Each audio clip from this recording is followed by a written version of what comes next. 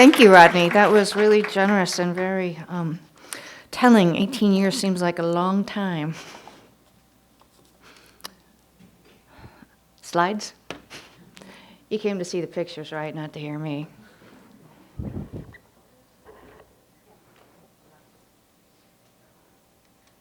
Okay.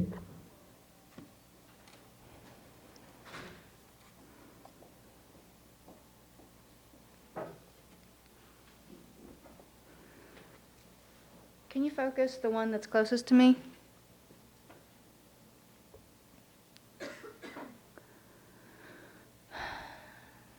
That's good.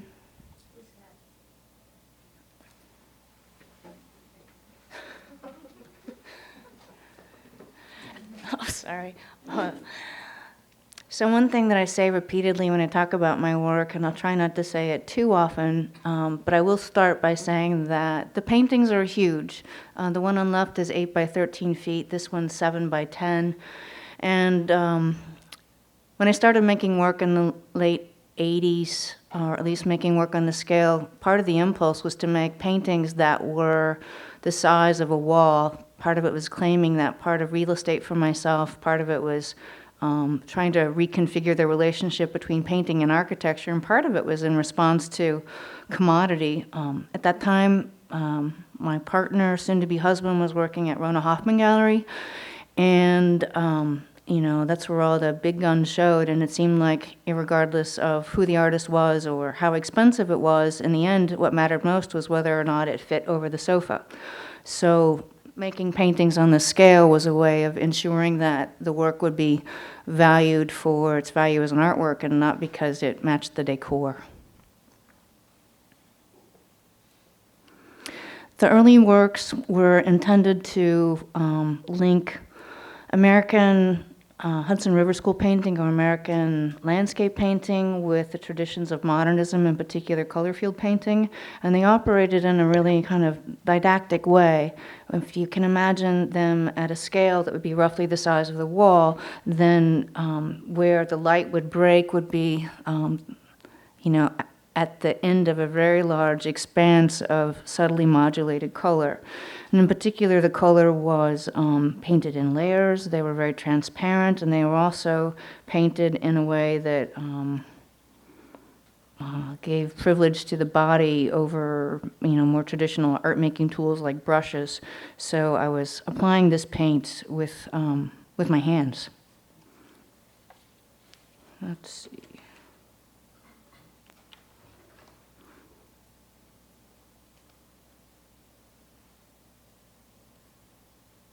Okay, one of these.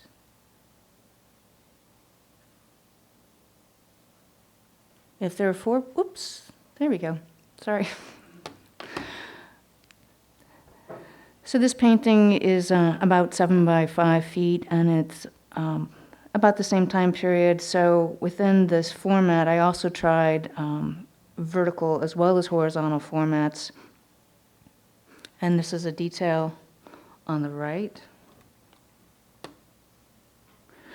The things that I think brought Hudson River School painting and modernist painting together had to do with the notion of the sublime. And the sublime is infinite, unknowable, mysterious, potentially terrifying, but it was the unknowable quality, I think, that most interested me and linked those two genres of art together.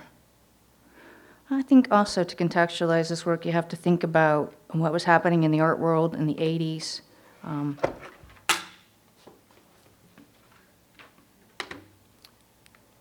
in particular, the way everything in painting seemed to be reduced to a language of signs.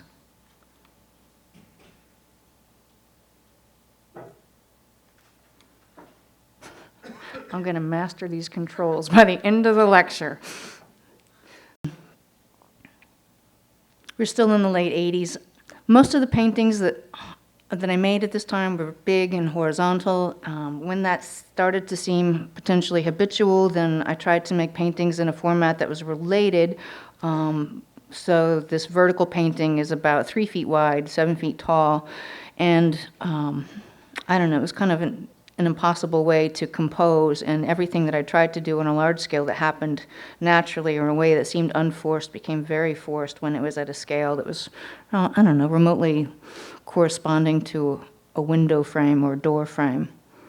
They seemed to work much better when there was a wide expanse and the viewer would actually experience the work in a more physical way, like walking across the front of the painting seemed a much more reliable way of getting familiar with what they were about.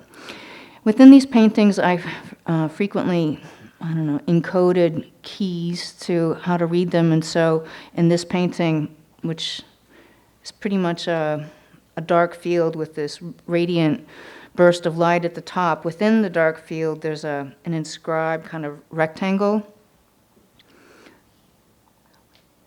so that again becomes this really didactic. They seem didactic now. At the time, I thought they were brilliant, but a way of identifying the resources. It was important to me that these paintings were not only huge, but they were huge and they were ethereal, and they were big and they were delicate. And my thinking about that had to do with wanting to somehow undermine the authority of these big paintings. So I could make big paintings and reap all the benefit of having work that had that kind of presence and that kind of authority, and making them in ways that were ethereal or very airy or kind of, with no apparent brushwork, where everything was very subdued and very, quiet on the surface, was a way of, kind of undermining that authority. And I thought that in that way, I could contribute this sort of feminine experience that would somehow allow me to participate in this great patriarchal hierarchy by bringing something to it that was particular to my gender. And then I thought, well, it's not enough to just do it with surface. I need another tool. So that's when I turned to color. It seems that in the world in which women have traditionally held power, it's been through domestic creativity. So for women, you have power through decorating or through fashion or cosmetics. And so I wanted to take the realms in which women have traditionally wielded power and kind of bring those to painting. So I looked to color, and in particular, color that had no authority in painting. So I tried to choose color that was inappropriate to painting, in fact, probably deeply troubling for serious paintings or painters. So this baby blue painting's 8 by 13 feet. Actually, it started as a pink painting. My idea was, like, once I decided to use color as a vehicle, was to use color that was very specifically coded. But I just couldn't handle that much pink on that scale. It was just way too much. So the pink became the underpainting, and it became a baby blue painting on top. So we have baby blue. This green, this painting's called Pool. It's also from 1988, similar size. And this is a green that was very popular in the late 80s. You see it in a lot of hotel, motel kind of decoration.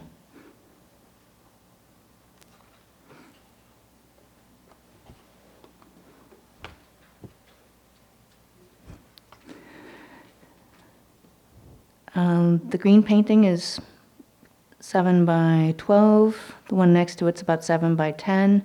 So I eventually did work my way back into the realm of pink.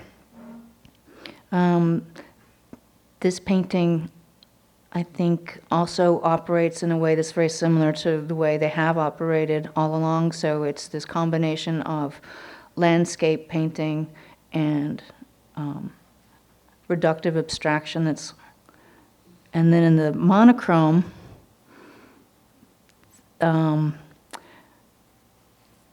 the keys are more embedded and less kind of apparent.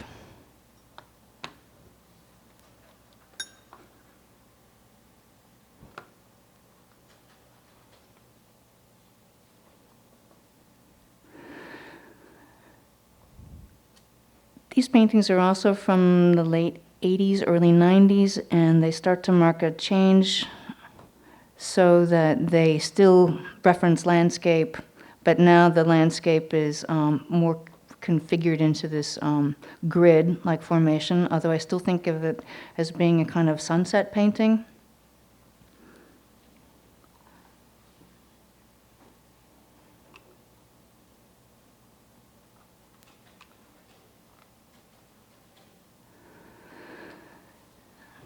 And then the monochromes, again, I tried to use color in a way that was inappropriate to serious painting. So before I got to the really inappropriate colors, I thought I would start with the kind of ones that had proven to be a part of the convention. So there were lots of brown paintings in the 80s, so I contributed my brown painting, which has a kind of historicizing brown, so it's brown, but it's also a landscape. It kind of breaks at the top with this really high horizon line, and the orange painting, there's also a landscape in there. It's the kind of painting that you really have to see it. I'm looking at it now and thinking, well, there's no landscape in there, but I don't know. The paintings are painted in layers. They're very thin, and all the places where the pigment reads as denser orange or darker orange is actually that it's very thin in places where it appears to be more yellow, and as the pigment kind of builds up, then it starts to read as more orange. On all those kinds of descriptions of what it is you're seeing, I don't know, I mean, I hate people that talk about like what they look like, but those kinds of things became really pivotal to me as an artist, especially living in Chicago or working in Chicago, when you realize that the only way people are going to see your work is in reproduction. And my work didn't look good in reproduction, and I didn't really find it interesting to make paintings for reproduction, so I started to think that the best way to approach it would be to take the opposite tact and to make paintings that you really couldn't reproduce. That there'd be something about the paintings and the way you understood them that had to be experienced first person. In fact, it seemed to be a really good reason to make paintings.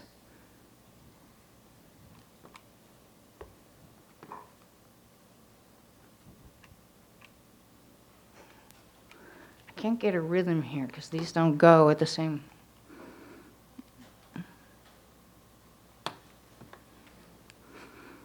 Disregard the hair on the red one.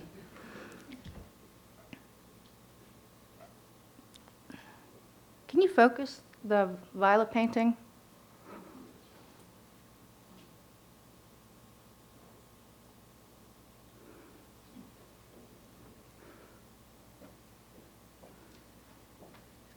Maybe that's as good as it's going to get. That's a little better, thanks.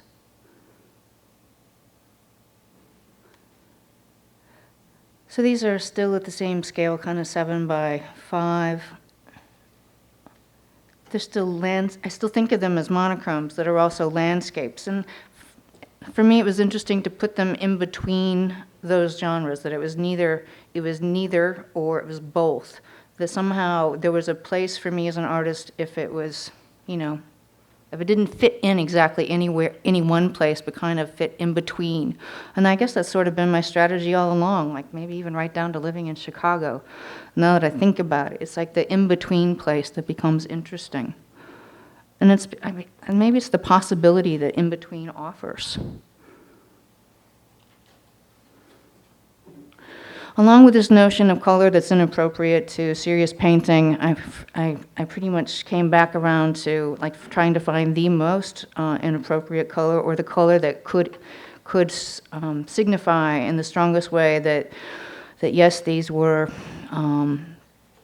paintings that were particular to my gender, and try to find ways to kind of empower myself as a female artist through that. So this painting, the vertical painting's called Largos from 1990, and the one next to it's called Summer Fog from shortly thereafter. Largo was considered for purchase by the Art Institute in 1990 when the painting was still fresh. They have this group, the Society for Contemporary Art, that pools their resources, and they make a purchase each year. They make one purchase from an emerging artist, then one kind of established artist. And so I was in the pool of emerging artists, and my painting was up for consideration for purchase, and they brought it to the museum, they installed it, and I was thrilled to have a painting at the Art Institute, not only to be considered for purchase, but just to see it in that context was pretty amazing. And when the work was presented for this group who were considering purchasing it, the curator, Charles Stuckey, presented this work as problematic because it was a pink painting done by a woman, which seemed to be kind of the whole point. So since what I thought I had made like abundantly clear in the work wasn't clear, so then I had to make an even bigger, even pinker painting. So I'm sorry, this slide is it's washed out, and it doesn't in any way nearly convey the impact of this painting, which is kind of phthalo rose over cadmium red light. So it's this kind of orangey red with this kind of bluey red on top, and the color is again very modulated, and there are places where the orangey red and the blue red kind of optically vibrate against one another, so it sets up this kind of condition that's kind of like in the summertime when the pavement is very hot and it kind of shimmers. So this is a painting that kind of gives you that sort of shimmering effect, and it's also just a big fucking pink painting.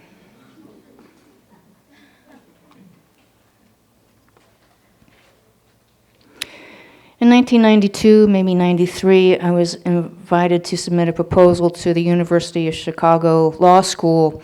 There's a building designed by Eero Saarinen on the South Campus. And this building's like the hub of the law school. It's a lounge where students come to hang out. And there's a cafe there. And the previous paintings in this space kind of matched the stone walls and disappeared, and I wanted to make paintings that asserted themselves away from the architecture. In particular, I was interested in making paintings that were scaled to the site but also operated in response to the ambient light in the space. So that this pair of paintings were on the walls that faced the midway, and they received natural light during the daytime. And then the other pair of paintings were in the part of the space. Oh, I got this wrong. This painting goes across from the pink one, and the one that was over there that's a bluer pink goes in the darker corner. Anyway, so utilizing the ambient light in the space to kind of light the paintings or provide this kind of lighting experience. And then making paintings that were also scaled to the site of the architecture. So these are 9 by 13, 9 by 14, which really doesn't mean anything except that when you see them in the space, it seems as if the paintings belong in the space. They're not hanging on the wall in the room, but they are the room. They become the space.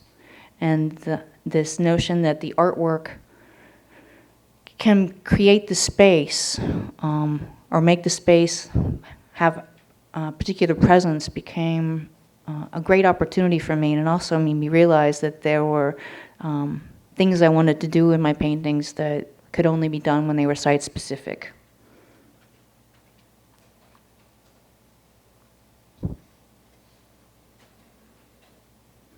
Oh good, there's an installation view. The other thing that happens with the work that I was really excited to see was that the color drifts off the surface of the canvas. There's this kind of fugitive color that colors the space so that the painting is kind of suffused throughout the architecture. And this notion that the painting is not just confined to the 4 edges of the rectangle, but actually the painting exists in the space or in the air around it was really encouraging. Again, it seemed like painting had possibility that I hadn't realized before.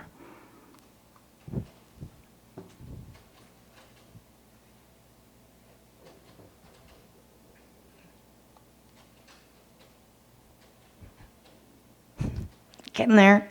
Okay, 1993. After I'd done these paintings and everything seemed to be kind of laid out thematically, I realized that I could just keep making those kind of landscape modernist paintings forever, maybe, I don't know. it seemed like a problem that had solved itself, and I felt like I didn't really need to make any more. The question was what to do after that. So I turned to monoprints. I don't know why. It was an opportunity, but monoprints were a way of like breaking me out of my habits. So these were driven by a search for a new vocabulary. And when I thought about what I'd done so far in painting, it seemed like the consistent concern had been light. And what I thought I should do is find a new form for light. Like find a form that wasn't necessarily based on something that I knew from the history of painting, but find a form from light, for the light in the paintings somewhere else.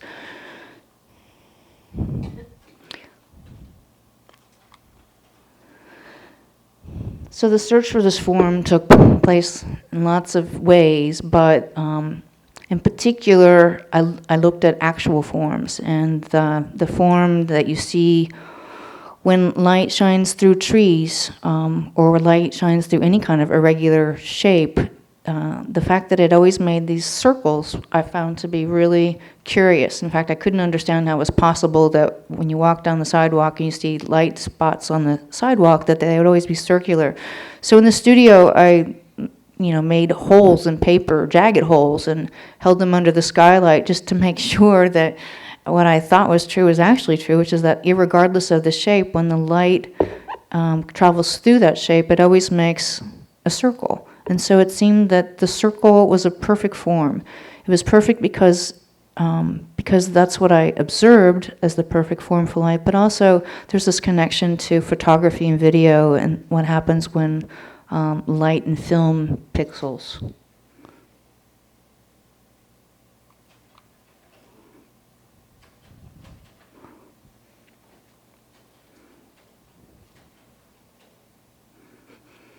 These paintings are both 7 by 12 feet. And they're painted in a similar way to the ways the others are. So, the physical surface is very much the same. So they're layered. There's a lot of wax in the paint. It's very translucent. And they seem to be moving in and out of focus.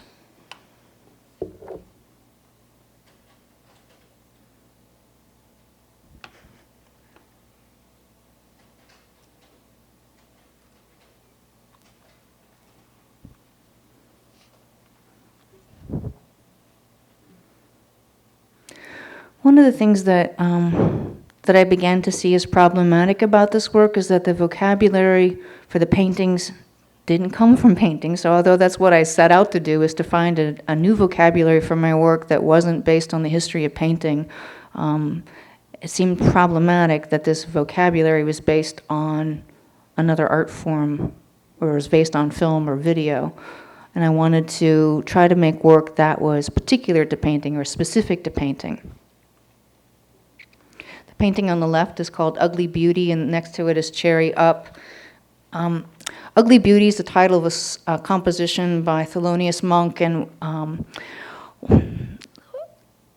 I've always been interested in music, and Monk in particular was a way, like finding my way, instead of looking to the history of painting, maybe I looked at the history of music. But anyway, this composer interested me because of the chord structure, and it seemed like as a structure it was really useful, as well as the fact that a lot of his compositions are they're awkward, and there's this kind of awkward quality to them that I think makes the other concerns of the painting that kind of come out of feminism, like the cosmetic quality of the color, or the decorative quality of the color, like all those things that I felt I could add to painting that were gender specific and made them palatable. I mean, one of the problems with making pastel paintings or pink paintings is that they're really pretty, right? And there are lots of ways to combat that, and one of them is through enormous scale, so that they're pretty, but they're also really imposing. But the other way to do it is to make them ugly. And so Ugly Beauty is a way of making them less dismissible because they're too beautiful. The other thing that happens in this work is that instead of the color being more representational, that there starts to be this kind of third color experience, which is the color that you see that's generated by optical fatigue, or color that's generated from the viewing experience. So that in this kind of pink and orange painting, and there's some kind of bluish, aqua blue spots, that color, that the blue color is kind of the color of the optical fatigue, or the after image that you would get when you looked at the bright orange on the bright pink. Oh, it seems so kind of, it's like talking about sex or something. It's like it's never as good when you talk about it, but when you see the painting, I mean, it really does set up this kind of optical activity that's kind of completed by the viewer's experience, that's very subjective, and it's unlegislated, and it's uncontrollable. And I guess that quality of it being uncontrolled and unlegislatable and experiential seemed like a really good thing to put back into it. So that if painting was, for me, painting was read in an overly textual way, that to have these unlegislated experiences become part of it, that would privilege the viewer and first-person viewing, and the body would be privileged over reading it as text or reading it as a sign.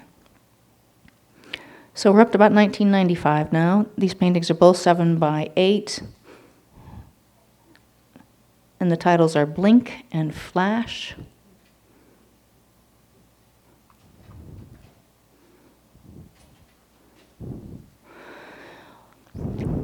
I realized that composition had become more an issue in these paintings, and of course, how to organize them seemed to be preoccupying, and the organization that is imposed on these paintings is very much of the body. It's like a grid, but it's not a measured grid. It's a handmade grid, or it's a grid that's evolved from the reach of my arms, so they always tend to kind of drift off to the right because I'm right-hand dominant. This is a detail of the painting on the left.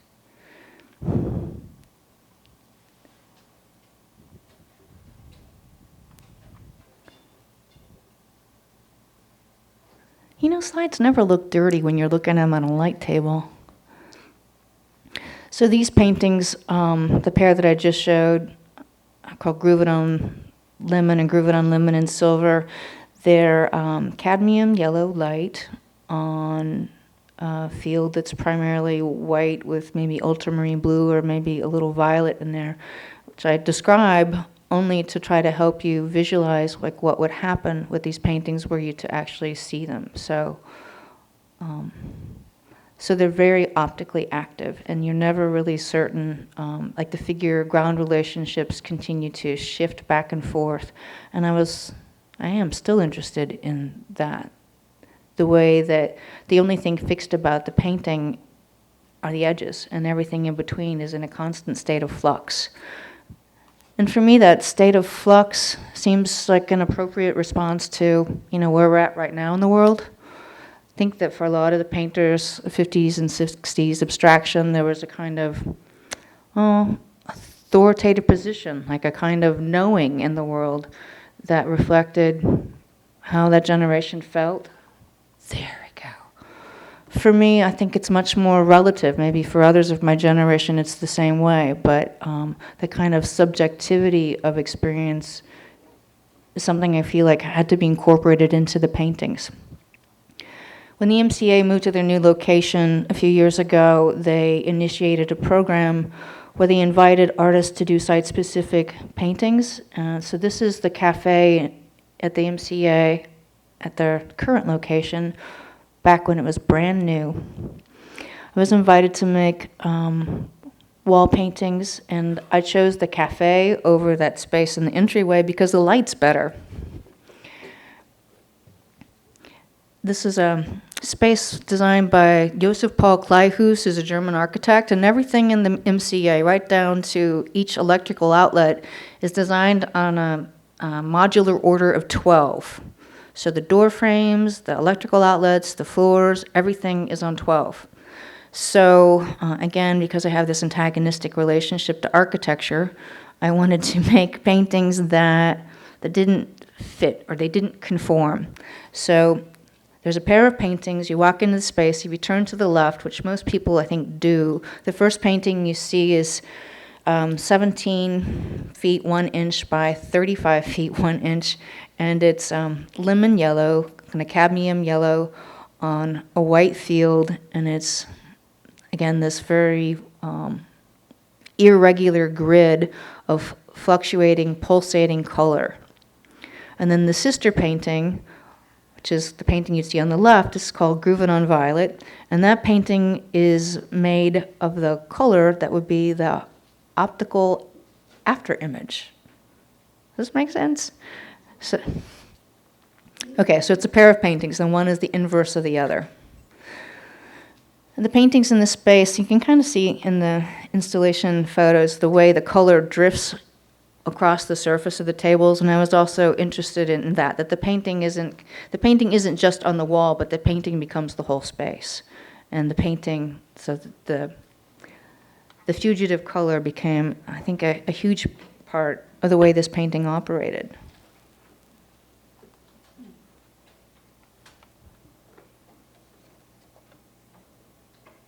These paintings are from 1996. We have Glamourpuss and Nasty. One of the things that I felt was missing in the work was like a really strong identification, again, with all the things that are supposed to be bad or not bad. Yeah, bad. Like not serious about painting or even like the feminine. So I decided to try to make paintings that more overtly referenced fashion or even lipstick and cosmetics. So this painting that's essentially a blue field with black on it, the black's made up of a broad range of blacks, and some of them have wax in the surface so that it sits on top, kind of like, I don't know, makeup or something. And then the white is white metallic. So I really pushed the paint itself to be more decorative. And the painting on the right, Nasty, similar in that I'm trying to push the paint to be more physical and the references to be beyond just paint, but also into these other kinds of vocabularies where women have traditionally held sway. I also wanted them to be uglier. I mean, I called this one Nasty not because it was nasty, but just because I thought it was sexy and also a more restless painting. I think about the structure of these being more akin to like, I was listening to a lot of Coltrane, and I thought a lot about the sound, like this wall of sound, and I thought about the structure of the paintings and how similar it was in a way.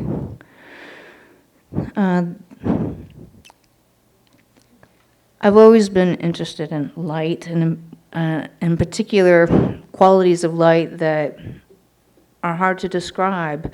So that brings me to the black paintings. So this pair, they're both 7 by 8 feet. The one on the left is called Charm Loop. It utilizes a lot of pigment that changes color depending on how the light hits the painting. There's this color Prussian blue. I'm sure that every painter in art school knows it. But what I like about the color is that it reads as a black or a blue or a bronze, depending on how the light reflects off the surface. So I'm using this color that changes its value depending on the viewer's relationship to the painting as well as the relationship of the ambient light. There's also some metallic bronze in some of the pigment, and again, I'm just interested in the way the painting reveals itself in different ways depending on how the light hits the surface. This painting next to it, Black Godiva, is much more concerned with the the way the paint is applied, so that the paint literally looks almost like hair, hence the title, as well as being this exploration of a very particular kind of light.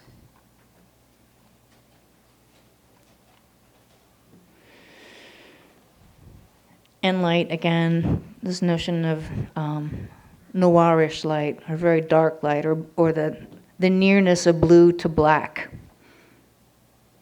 In fact, in some cultures, the word for blue and the word for black are the same. They don't really distinguish between the two. I also started to think about the form not only being kind of irregular, but hanging like a curtain, or hanging, this notion of it hanging. And again, it's a way of distinguishing my practice from others. I thought about the work's relationship to Eva Hesse, being closer to Eva Hesse and further away from Judd.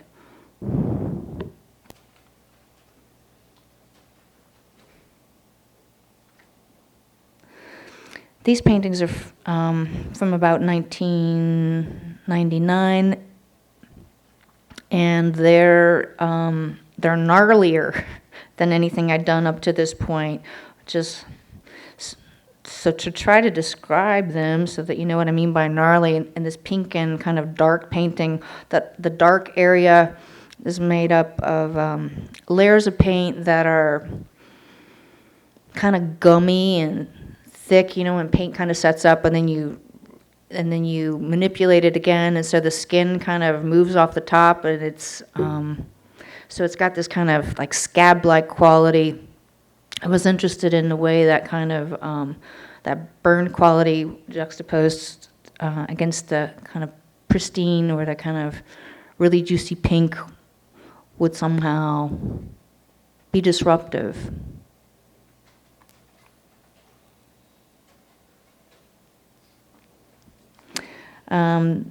This painting on the left is called Black Cherry. It's 8 by 13 feet.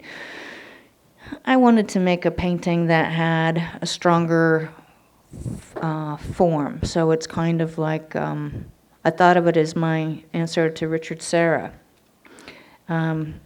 So those shapes, like the shape in the middle, when you hang it, the shape is hung at viewer height. So the viewer's face would be right in front of what would be like the opening in the painting. And the shapes that kind of fill the rest of the canvas are made of layers of paint with lots of oil stick in it. So it's very dry, very layered, very, I already used the word scabby, right? Anyway, it was a way of giving the presence of the painting lots of physical presence.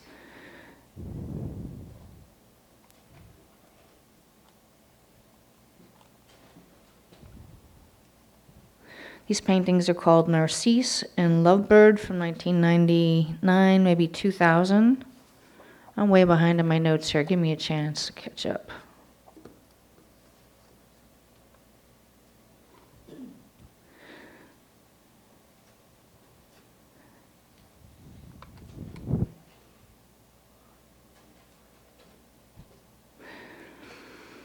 I think Rodney talked in his introduction just a little bit about the relationship that I have to drawing in my work, and so I'm just going to talk about process, because I know that for a lot of artists, especially young artists, it's really helpful sometimes to know how other people make changes in the work, or how they arrive at the decisions they do. And for me, the process of making drawings, where I don't think of them really so much as drawing, but I think of them as painting on paper, has been really instrumental in helping me move from one place to the other.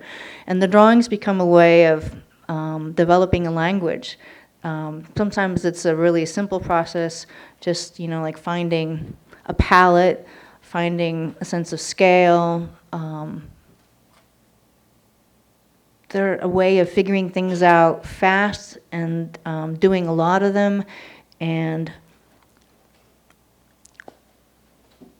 in the process, I usually start with a big stack of paper and try to work through as many options as I can think of in a day. And then the next day, do the same thing without necessarily repeating any of the same ideas.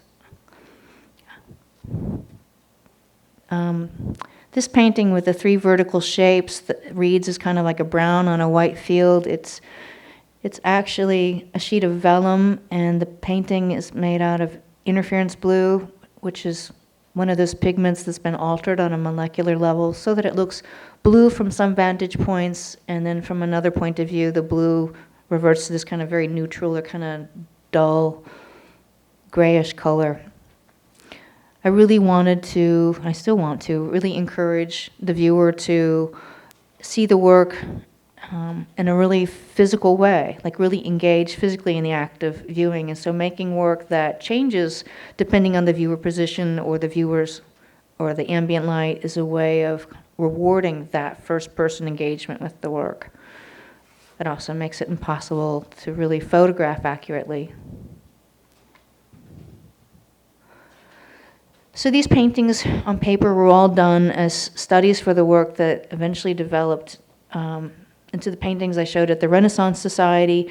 I knew this was a show that would open in January in Chicago, and I know what the weather is like here that time of year. The Renaissance Society is a place that it's not ever easy to park there. It seems like you spend a lot of time getting from your car to the gallery, and I wanted to make sure that once people made the trek and they were in the space, that the work would sustain or hold up to sustained examination, and all those qualities particular to Chicago in the winter and the kind of light that we have here also became a consideration for the project.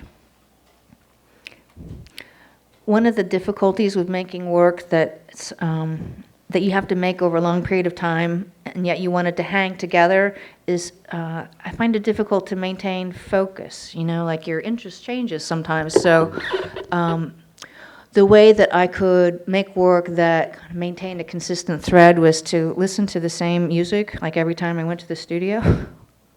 So I listened to Miles Davis's Kind of Blue. At first it was, I don't know, maybe unconscious. And then after a while I realized that when I came to the studio, I put that on, then I knew, what I was supposed to be doing. And the work also started to reveal these structural affinities to my work. Or at least I started to think of it that way. I started to think about the pauses and the spaces in the music being like the places in the paintings where there was no real incident. And I thought about the air in between the notes and the air in between the forms of my paintings being related. And I thought about, the various elements of the painting almost being like another instrument or another sequence of notes. And so this CD that, started out being kind of like my Pavlovian key became a real source of information structurally.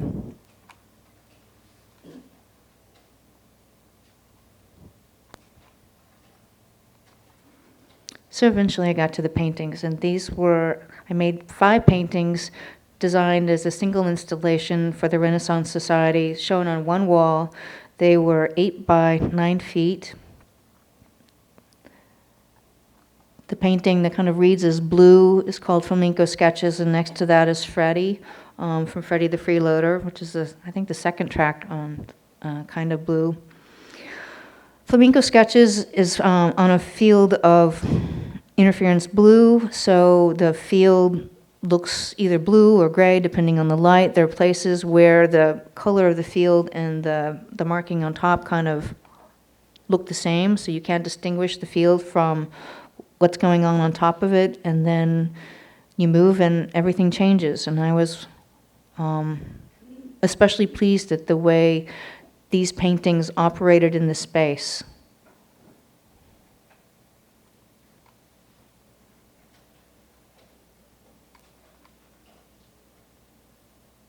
We have green on blue and all blue.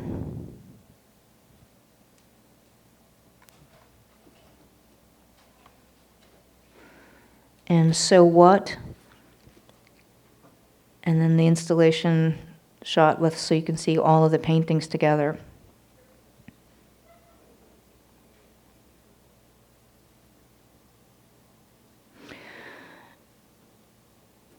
At thought a lot about the installation and the way you typically see paintings and exhibitions where it's kind of a maze or a corridor and there's a series of, vistas that open up and you kind of wander through. And I really didn't want the paintings to be presented in a way that kind of developed out of that sort of narrative experience. I wanted to present them all at once and let the viewer have the option of investigating them individually, but whatever choices they would make about, which to see first, or whether they wanted to see them all at once from a distance or see them up close, I felt that could be something that could be done through the installation as opposed to, this other format. On the reverse side of the wall, I showed some of the drawings that led up to the paintings. So there was like this public presentation of the paintings, and then the part that you normally don't see, or you don't see with the paintings, for all these works on paper that were studies for the paintings.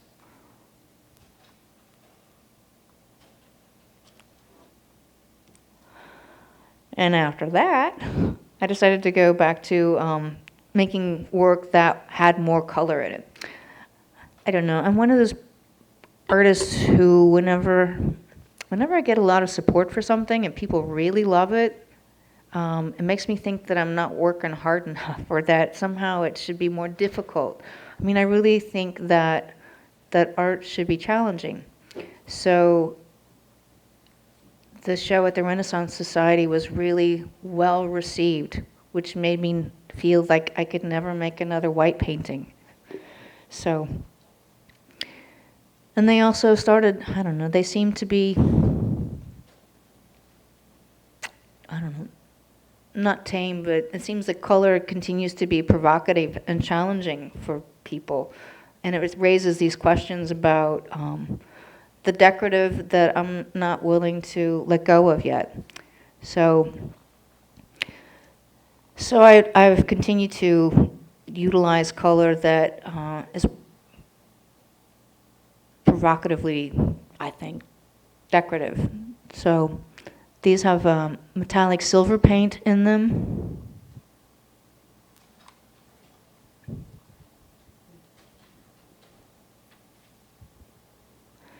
The painting that's closest to me, the metallic silver, I tried to match the metallic silver, like the value, to the value of the ground, so that when the light hits the silver, then you can read that form, but otherwise, because of the same value, if the light's really flat, then you don't see those forms at all, and it just becomes an empty field.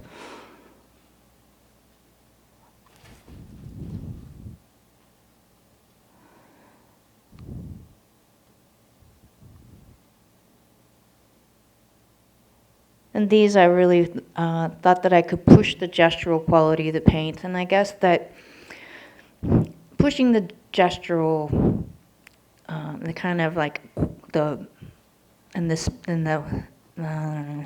quality of the hand in the work seemed like the only way I could deal with the decorative quality of them. I mean, I'm not interested in feminist like P&D painting from the 70s. It seems like there needs to be a real jump to the next thing. And going back to this other language of painting that's based on the hand and gesture as a way of, kind of dipping back into this other tradition that's been, historically wielded by men. This, so I'm trying to use these decorative motifs or decorative forms that, at once are kind of decorative and vernacular, as well as maybe, I think of them also as being referential to the female body, so that there are circles that are certainly bodily, but also that shape. I mean, the shape is kind of pinched in at the top and the bottom also seems to be related to the female body, and then pushing that, applying the paint in ways that are aggressively material seems like a way to kind of build on that decorative tradition.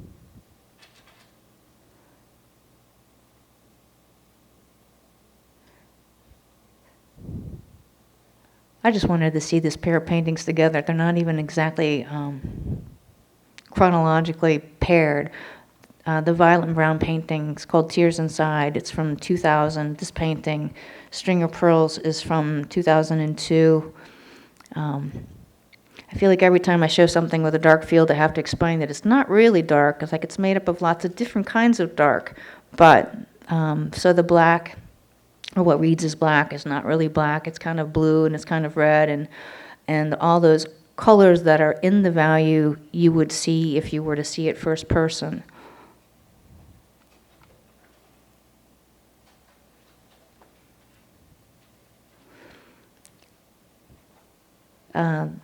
This painting's called Blood Count, and this is Tears Inside again. Blood Count is oil paint over an acrylic interference pink ground, so the interference pink matches the same pink as the oil paint, but only from a particular vantage point. So photographed this way, you can actually see the interference pink, although it's kind of green here, but it does look green. And then there are points where it looks exactly the same color as the rest of the painting. The part that reads as black is Egyptian violet, so it's a color that reads as black or violet or even red or blue, depending on how the light hits it.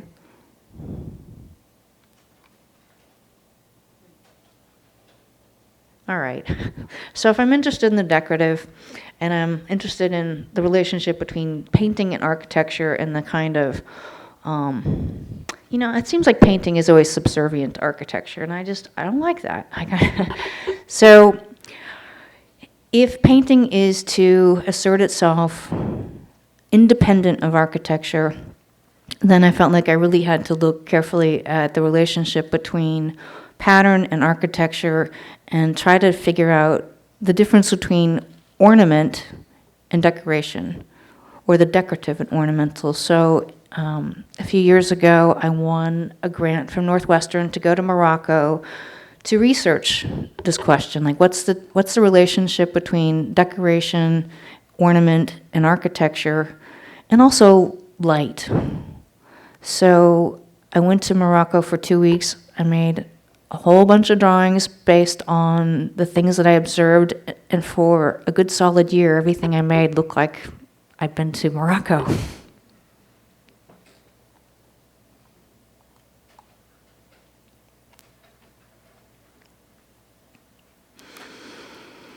Titles are Azrou, which is a city in northern Africa that I drove through on the way from Marrakesh to Fez, and Kinki.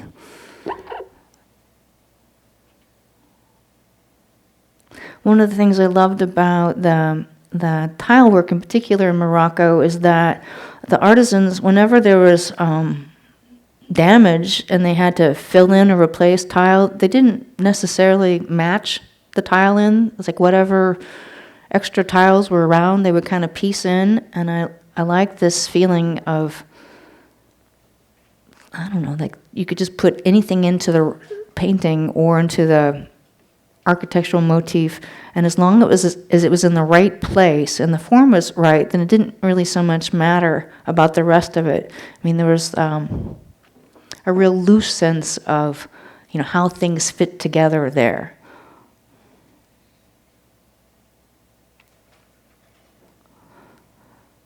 And so patterns that you would start out, or initially you would perceive them as being regular, you would soon discover that they weren't regular at all, and they were full of all kinds of anomalies, and that was really interesting to me.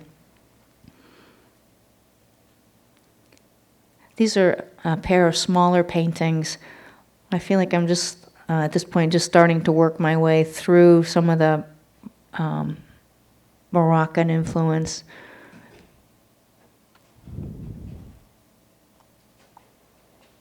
These are paintings from a show called Cold Days that I did at 1301 PE in Los Angeles, I think maybe 2 years ago.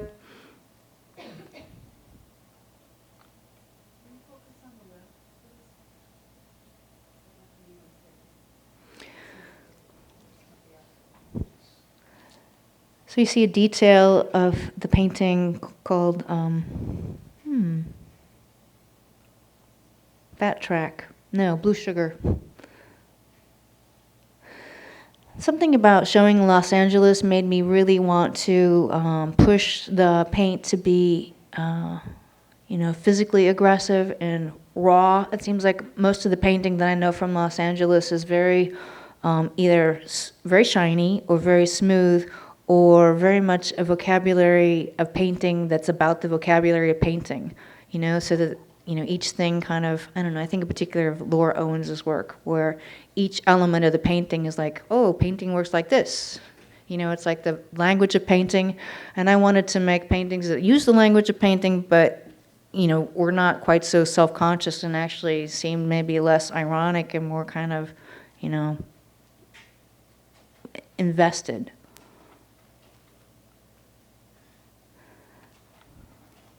And I thought of this group of work as being site-specific, not only for the gallery, but also for the space and the light. I'd done a show in Los Angeles maybe like many years before, maybe 10 years before, and I felt like the show kind of didn't look good. It wasn't that it flopped necessarily, but I realized that when you make work in your studio that's really dependent on the way the light operates with the paintings, and it's particular to Chicago, when you show them in a place where the light's really different, I had to think about that and somehow address it in the paintings. I didn't want to have that experience again where they look great in my studio and they didn't look so great in LA. So I worked with a palette that seemed particularly sunny in a Los Angeles kind of way. This body of work was the first time I really consciously pushed myself to make them appear to be spontaneously executed. Again, like in response to the decorative pattern. I didn't want them to be precious. I wanted them to be freer.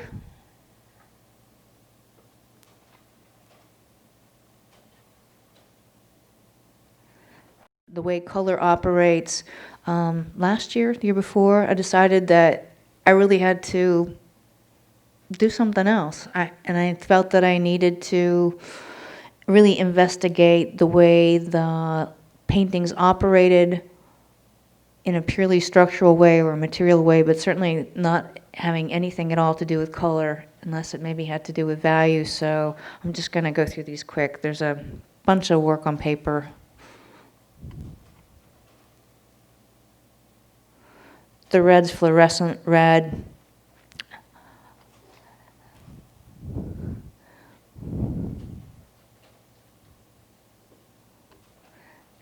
And I think with these drawings, I was looking for, another structure, another way of organizing the rectangle, another gesture, another form. Do I make them just, do I just do circles? Do I let the circles become an image, like a flower? What does it mean to make a flower in a painting?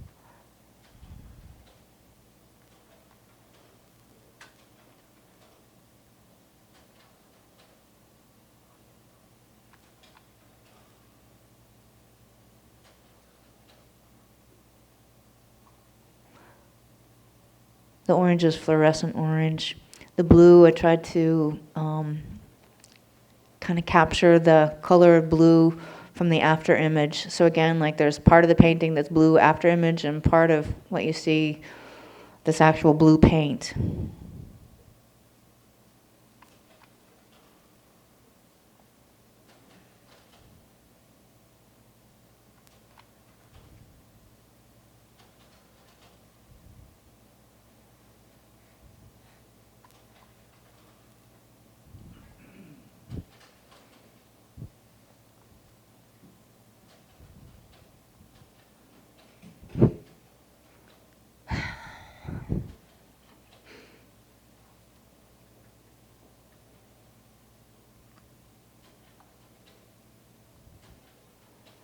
That whole time I thought I was going forward. I think it was reverse. There we go.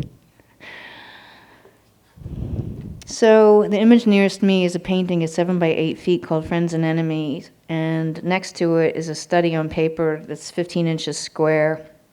thought it might be interesting for some people to see the relationship between the work on paper and the paintings, and sometimes they're really pretty close.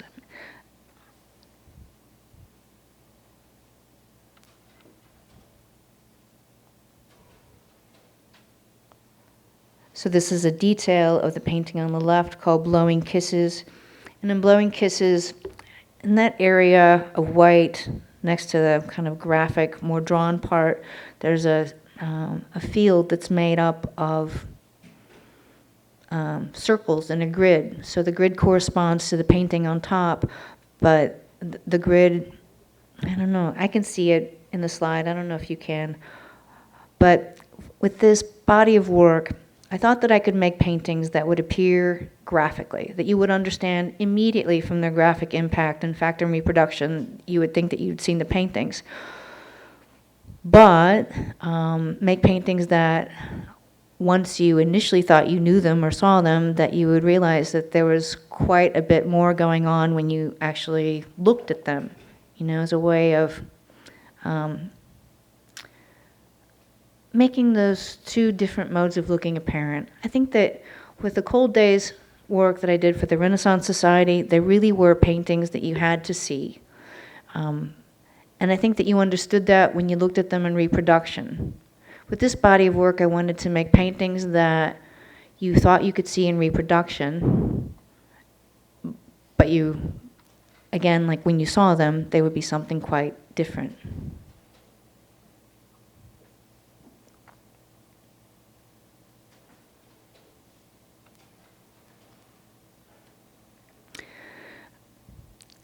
This painting on the left is called Luna Luna. The inside of the form is made up of pearlescent oil stick. On the outside, it's not black.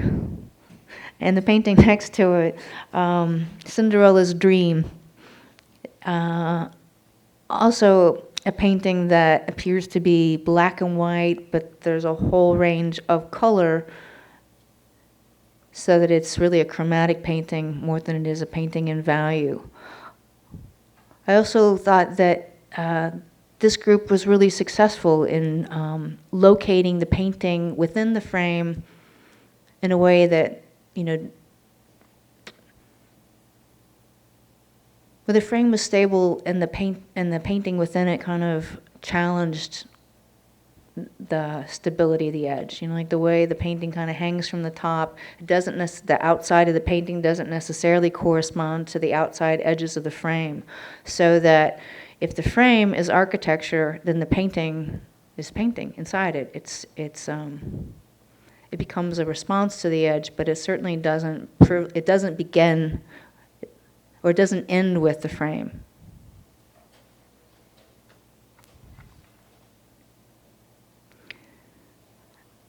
This is more work from the same series. They're smaller. They're 36 inches by 30.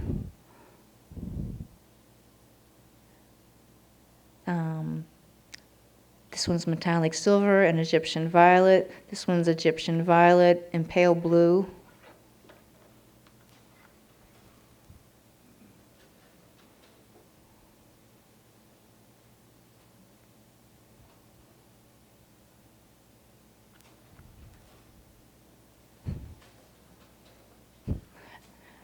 After that group of work, I did a commission piece for a restaurant, actually, Elaine Ducasse's Spoon Restaurant in Hong Kong. This project, again, was really interesting because it was site-specific, but also because it was this way of talking about, I don't know, the relationship between painting and its environment.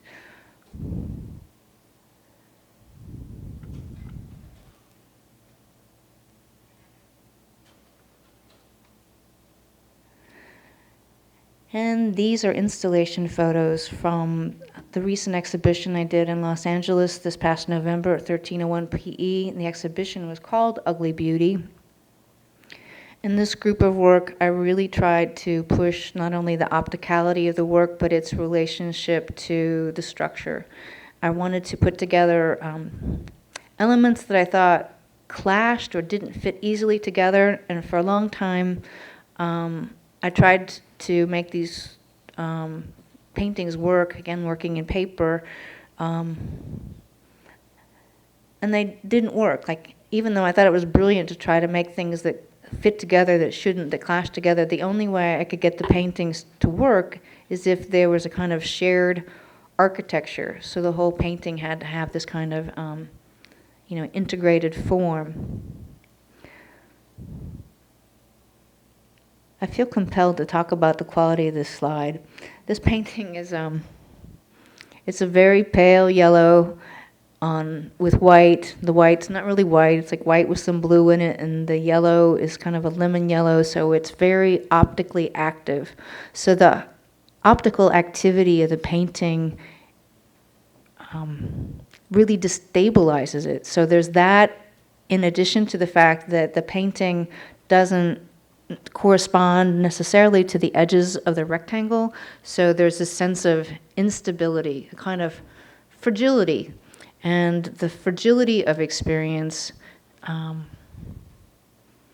is another thing that I think is really important to be discussed in painting. Like fragility of experience, or fragility as an aesthetic.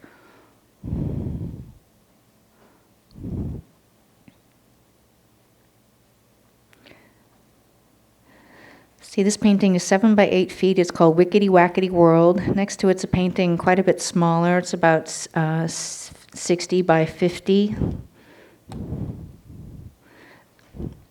I'm just going to tell you what the metallic paint is. It's metallic oil paint. Next to it is fluorescent paint. That's all acrylic. And then next to that, there's another oil section. It's metallic gold with a kind of violet on top. The yellow, which reads here, is kind of, I don't know, yellow medium. It's lighter, tartar, more optically active. The blue, it doesn't read as rich, but it pretty much reads as blue, so I won't describe all of that. And this painting, it reads as this reductive kind of sequence of diamonds on a field. Within the diamonds, though, there are these other forms that you can sort of see.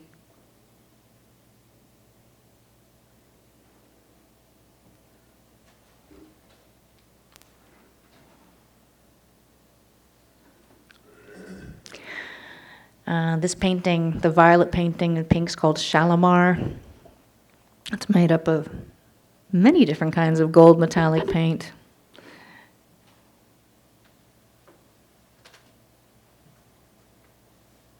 And the yellow and white painting's called Mad Joy. They're both 7 by 10 feet.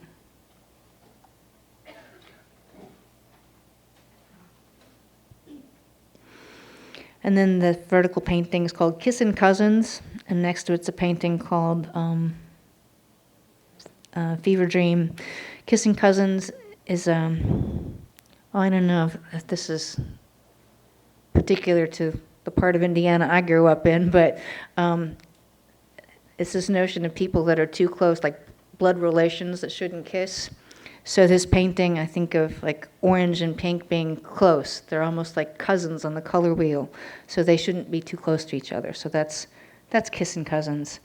And this painting is metallic gold and matte gold on a fluorescent red field. It's oil paint over acrylic.